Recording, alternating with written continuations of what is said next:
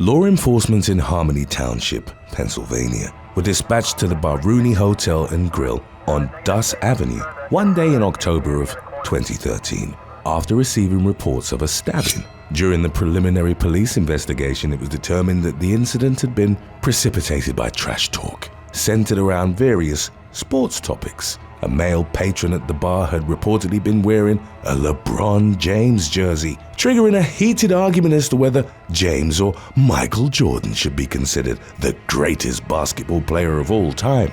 The topic eventually shifted to Pittsburgh's local teams, which was when tensions came to a head. A physical altercation subsequently broke out, during the course of which Armando Encinas allegedly pulled out a knife and started stabbing people. Rooney owner Alex Barlamas, employee Robert Gavlua, and patron Timothy Edwards all suffered wounds at the hands of Encinas, who was accompanied by his uncle Michael Landeros. The victims were each hospitalized, but the injuries were reportedly deemed to be non-life-threatening in nature. Both Encinas and Landeros were arrested in the incident's wake. The former was charged with attempted homicide and aggravated assault, while his uncle faced counts of misdemeanor, disorderly conduct, and simple assault.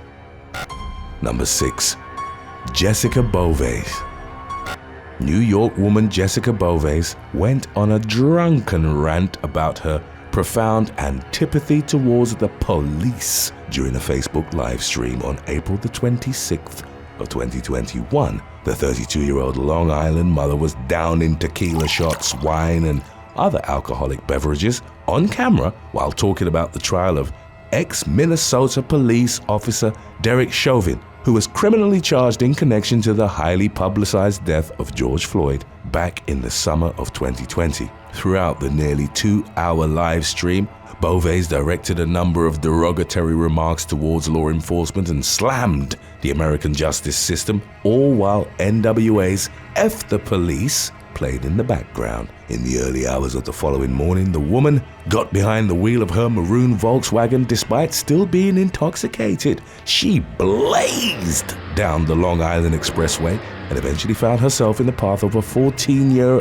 NYPD veteran named Anastasios Sakos. At the time, the latter was directing traffic away from a deadly car accident that had taken place on the expressway in Queens. When he noticed Bovis' vehicle barreling towards him, 43-year-old Sakos ran for his life, but she slammed into him before he could get to safety. The officer was hit with such force that he was knocked out of his department-issued knee-high work boots, and his body went flying through the air before landing on a grassy median about 200 feet away. Bovis' windshield was completely shattered as a consequence of the impact, but she nevertheless continued driving past multiple exits. When she was finally pulled over, the woman feigned ignorance in regards to the deadly crash, saying, "I did hear a thump, so I knew I hit something, but I didn't see what it was." Her blood alcohol level, which was tested a couple of hours after the incident, was determined to be nearly twice the legal driving limit, and she was also found to have been driving with a suspended license.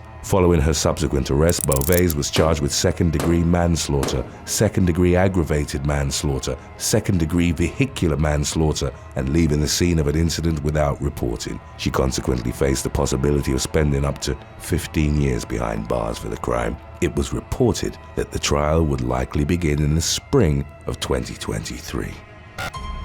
Number 5. Justin Carter.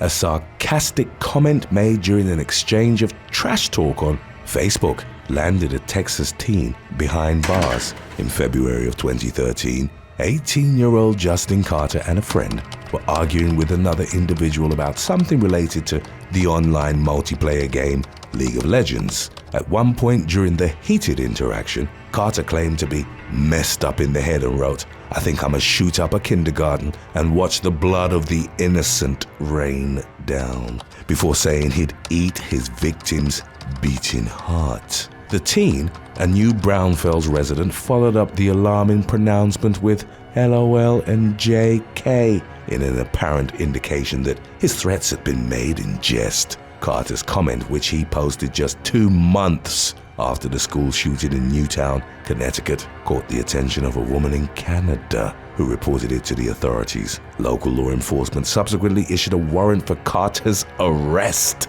He was taken into custody on a felony charge of making threats and was held at the Comal County Jail on a $500,000 bond. Facing the possibility of spending several years in prison, the young man admitted to making the snarky Facebook comment when questioned by police, but he and his attorney contended that it was completely harmless. A 4-year legal fight ensued wherein Carter, his family, and his supporters sought to have his criminal charges dismissed. Finally, in March of 2018, Carter pleaded guilty to a misdemeanor charge of creating a false alarm. His felony charge was dropped and he was released with credit for time served. Number 4. Marte Logan. 24-year-old Terry Lowe was gunned down outside a liquor store in the 200 block of South Laramie Avenue in Chicago's Austin neighborhood on November the 13th of 2022. It would later emerge that the young man had exchanged a few choice words with Marte Logan, who rode around the block before emerging from the back seat of a car and opening fire. Lowe sustained gunshot wounds to his eye, face, head, torso, back, and legs and was pronounced dead at Stroger Hospital a short time after the shooting. Later that night, 20-year-old Logan reportedly boasted about committing the murder to a teenage girl. The following day, he showed the unnamed girl a picture of Lowe that had been uploaded by Legal Help, a website that publishes bulletins of murder victims to seek information. Then on November the 24th, Logan got into an argument with the girl and a 17-year-old boy. He tailed them to the 2900 block of West Roosevelt Road, where he fired 8 rounds in their direction, then followed them onto the Eisenhower Expressway and fired more shots. The female victim was hit in the back and head, while her male companion was shot in the leg and the back as well. Both of the teens fortunately survived. Logan was arrested in December and consequently faced 1 felony count of first-degree murder and 2 counts of attempted first-degree murder. Number 3. Zachary Gardner. In March of 2015, 22-year-old Huey Stanley Jr. and his cousins, Albert and Josh Cornell, went to the YMCA in Kingsport, Tennessee to play basketball. When they arrived, they came across a group of 4 teens, whom Albert was familiar with, and asked if they wanted to play a pickup game. They declined the offer and began playing amongst themselves, at which point Stanley started hurling insults at the group, directing much of his trash talk towards one teen in particular. The two exchanged words, with Stanley indicating he'd be willing to physically fight the boy if he were older. The teen subsequently called his brother, 22-year-old Zachary Gardner, to brawl with Stanley for him. In court, eyewitness testimony would later reveal that Stanley and his cousins went to a gas station while awaiting Gardner's arrival at the gym. When the two parties showed back up at the YMCA, a confrontation ensued. Gardner taunted Stanley for picking on a teenager, but the situation then abruptly turned violent. Stanley punched Gardner in the head, and after a brief fist fight, the latter pulled out a knife. The other young man was stabbed twice, once in the neck and once in the chest. The Cornell brothers rushed their cousin to the hospital, where he was pronounced dead. In the aftermath, Gardner was taken into police custody on a charge of first-degree murder. Throughout the ensuing criminal proceedings, the young man maintained that he'd acted in self-defense during his deadly altercation with Stanley. The prosecution contended that Gardner had premeditated the murder, but much of the testimony provided by the state's witnesses seemed to suggest that the defendant had been attacked initially before retaliating in the interest of self-preservation. In June of 2016, after deliberating for 2.5 hours, a jury found Gardner not guilty of murder, and he was subsequently released from custody. Today's topic was requested by Instagram follower JustMyLuck69. If you have any other topics you'd like to learn about, subscribe and let us know in the comments section below, or follow us on Instagram and reach out to us there. Number 2. Clarin Watson. On the evening of July the 7th of 2022, the police in Dayton, Ohio, were called to the O'Reilly Auto Parts store on West 3rd Street for a report of a shooting on the premises. Upon arrival, officers found a woman suffering from a non-life-threatening gunshot wound. She was taken to Miami Valley Hospital by her boyfriend and was discharged a few days later. As was captured on cell phone video that subsequently went viral, the victim had been involved in a physical altercation with one of the store's employees, identified as 31-year-old Clarin Watson. The latter had reportedly been helping the woman find a car part when she became upset and started making threats. Watson told investigators that the customer beat her about the head with her fists, and the two women subsequently brawled in the middle of the store. At one point, they broke away from one another, whereupon Watson retrieved a firearm and shot the other woman. She claimed to have acted in self-defense because she thought the customer was ramping up for another attack when she fired the weapon preemptively. Watson was taken into custody on 2 counts of aggravated assault and 1 count of felonious assault, with her bond set at a reported $50,000. Before we move on to number 1, be sure to stay tuned afterwards if you want to watch our earlier release on When Job Interviews Go Wrong. Yet another occasion during which trash talking is probably not the best idea. Number 1. Cameron Hogg. On October the 3rd of 2022, contentious trash talk erupted after a pickup basketball game between 2 friends at Terry Park in Dallas, Texas. In subsequent reports, the individuals involved were identified as 31-year-old Cameron Hogg and Asia Womack, aged 21.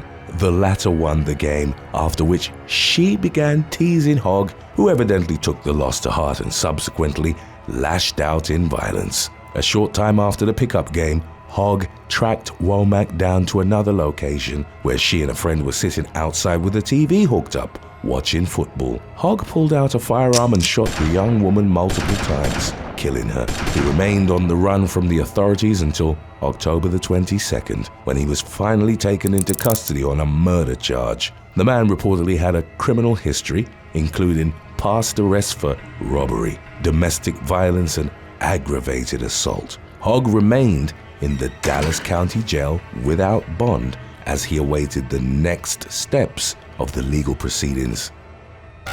Number 9. Shanisha Taylor. Arizona woman Shanisha Taylor left her 2 young children in her SUV on a hot day so that she could attend a job interview on March the 20th of 2014. The interview at a Scottsdale insurance agency lasted for over an hour and had gone well for the 35-year-old, who at the time was struggling to provide for her children. Upon returning to her 2006 Dodge Durango, Taylor was met by the authorities, taken into custody, and charged with 2 counts of felony child abuse. Her 2 sons, aged 6 months and 2 years, were taken to the hospital after temperatures in the car had risen to a reported 100 degrees Fahrenheit, but they hadn't suffered any injuries. A bystander had called the police after seeing the baby in the car crying and sweating profusely. News of her arrest spread from Scottsdale to the rest of the US, as did her mugshot, which showed Taylor with tears rolling down her cheeks. While some were enraged by her actions, others were touched by her story, and a crowd-sourced fundraising campaign gathered $115,000 for her. She spent 11 days in jail and was released after a Good Samaritan posted her bail. Taylor pleaded guilty to 1 count of child abuse and was sentenced to 18 years probation. Maricopa County prosecutors agreed to drop the charges against her provided she attended a diversion program and used the campaign money to set up trust funds for her children. The original prosecution was reinstated, however, after she'd missed 2 deadlines to contribute money to the trust funds. Number 8. Laura Browder. In 2015, a single mother was arrested in Houston, Texas, for leaving her children at the Memorial City Mall food court while she was attending a job interview. Laura Browder had brought lunch for her children aged 2 and 6 at a McDonald's before leaving for her interview, which took place about 30 feet away from them at a nearby Starbucks. Bystanders then saw the children crying and contacted the authorities. When Browder returned to the food court after reportedly accepting a job offer, She was taken into custody and charged with child abandonment. The young mother would explain that she didn't have time to find someone to watch them due to the suddenly scheduled interview, but insisted that the children had always been in her line of sight. Browder also feared that the arrest might hinder her employment opportunity, but the charges against her were ultimately dropped. Number 7. Fatal fitness test. In December of 2012, a tragic mishandling of job applicants for South Africa's regional KwaZulu-Natal Traffic Police Department resulted in several deaths and hundreds of hospitalizations. The country has had a high unemployment rate in recent years, and consequently more than 150,000 men applied. Of them, over 34,000 had been sent text messages telling them they'd been shortlisted for the job. They were split in 2 groups on 2 different days so that they could take their fitness test at Pietermaritzburg's Harry Gwala football stadium. To meet the requirements, they had to complete a 2.4-mile run within 30 minutes. What followed was a chaotic event described as horribly disorganized by one of the participants. Over the course of 2 days, tens of thousands of applicants showed up at the stadium, which was isolated from food and drink shops, for what were only 90 available jobs. By the time that they got their turn, many applicants had to run on an empty stomach, severely dehydrated and in temperatures of 93 degrees Fahrenheit, with the sun beaming down on them. 230 collapsed from heat exhaustion and 6 of them died. A 7th man, out of desperation, took his own life by slitting his throat when he didn't make the required time. The politician responsible for setting up the mass job interview offered an arguably callous confirmation of the incident, claiming that the young men could not cope with the weather conditions.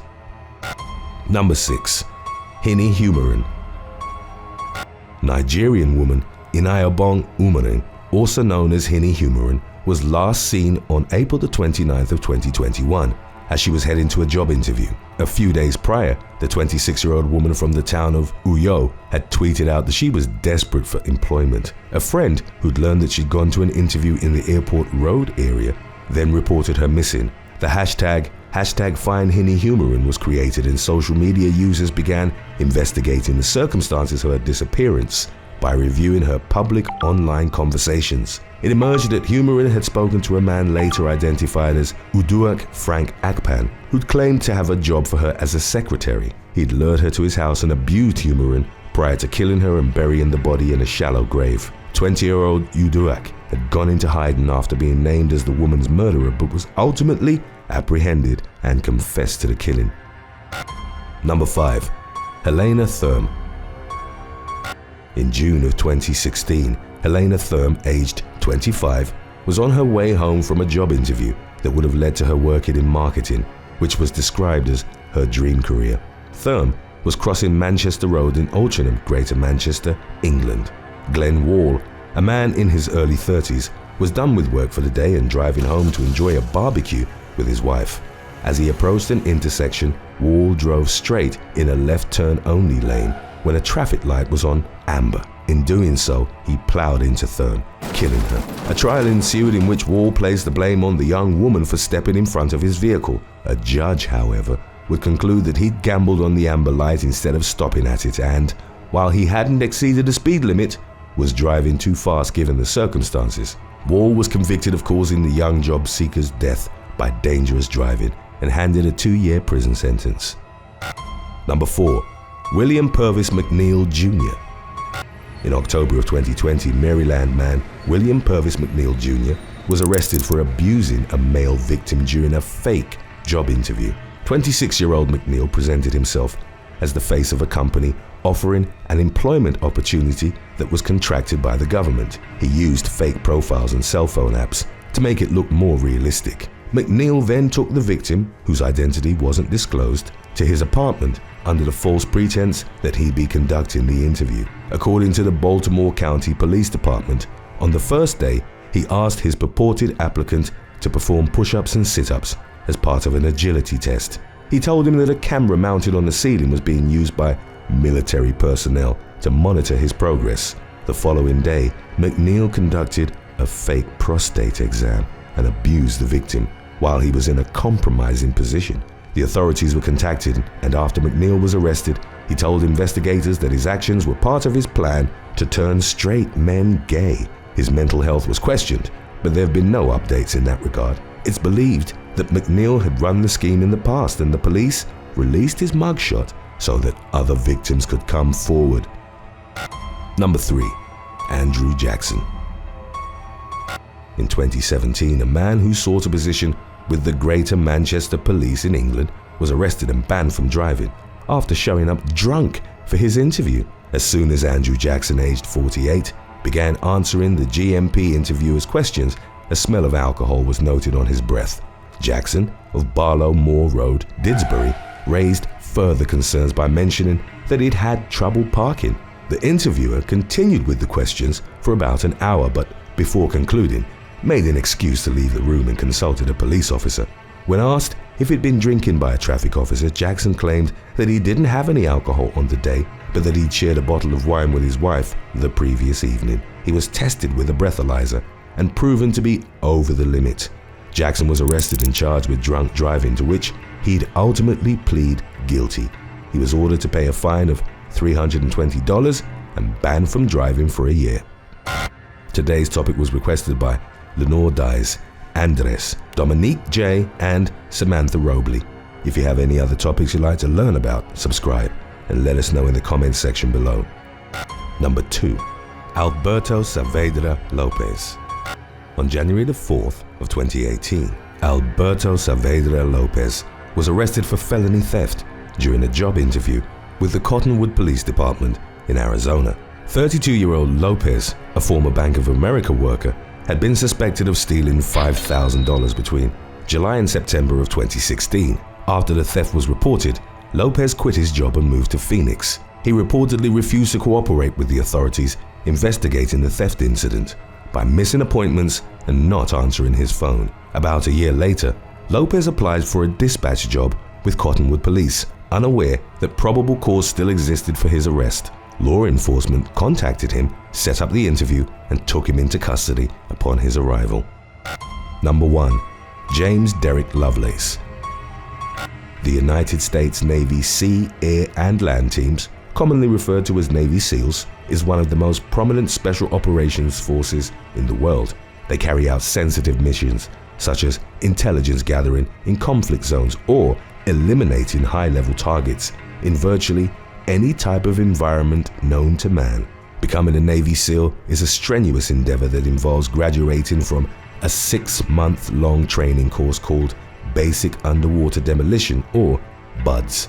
It's basically the world's toughest job interview, with a dropout rate of 75%. After a few weeks of intense orientation, candidates go through the even more exerting first phase, which is physical conditioning. It's when most voluntary dropouts occur, as it involves grueling runs, swims, and drills in frigid conditions. The training gets harder as the weeks progress, culminating in the infamous Hell Week. Designed to push would-be SEALs to their mental and physical limits, it's during this 4th week that candidates get almost no sleep while doing 20 hours of physical exercise.